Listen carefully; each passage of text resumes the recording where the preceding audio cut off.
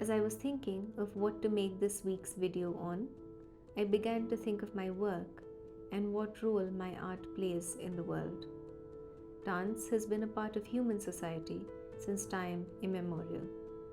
That is probably why I found it quite hard to articulate the role dance plays in society, even though I've seen it for over 2 decades now. In this video, I attempt to articulate the social function of dance.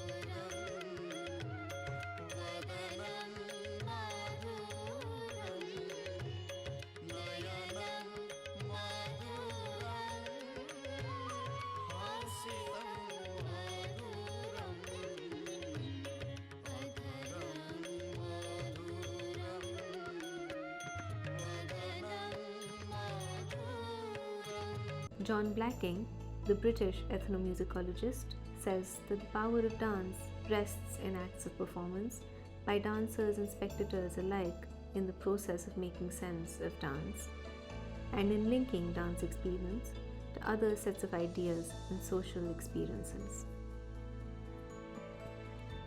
The oldest existing treatise on performing arts, the Natya Shastra, which is a Sanskrit text by Bharata Muni, speaks of this partnership between a performer and their audience in the concepts of rasa and bhava, where rasa is a transaction of emotion caused by bhava initiated by the performer.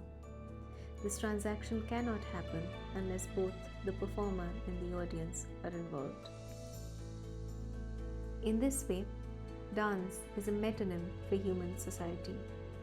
For all our social interactions or performances, where emotional transactions take place and affect us. Dance is essentially a form of non-verbal communication. Movement patterns and style, as well as the use of space and proxemics, function as symbols for social relationships between individuals and groups. In this way, perhaps the greatest power that dance holds is in its function as a unifying force. It can integrate people of different social, political, and ethnic affiliations.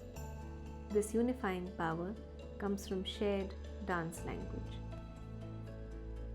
In my experience, this shared dance language has the ability to transcend cultural, even national boundaries. I have personally seen this happen in my performances outside India. Non-Indian audiences might not understand Odia or Sanskrit, the two languages I usually perform to, but I'm always surprised by how much people can understand despite that. Dance also functions as an identity symbol.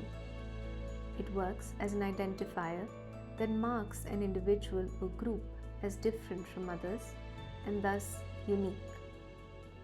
One can identify with a group for subjective reasons such as ideology or more objective reasons such as language, clothes, food, and the like. Dance can play an important role in the latter kind of group identification by functioning as a repository of traditional symbols and storytelling techniques.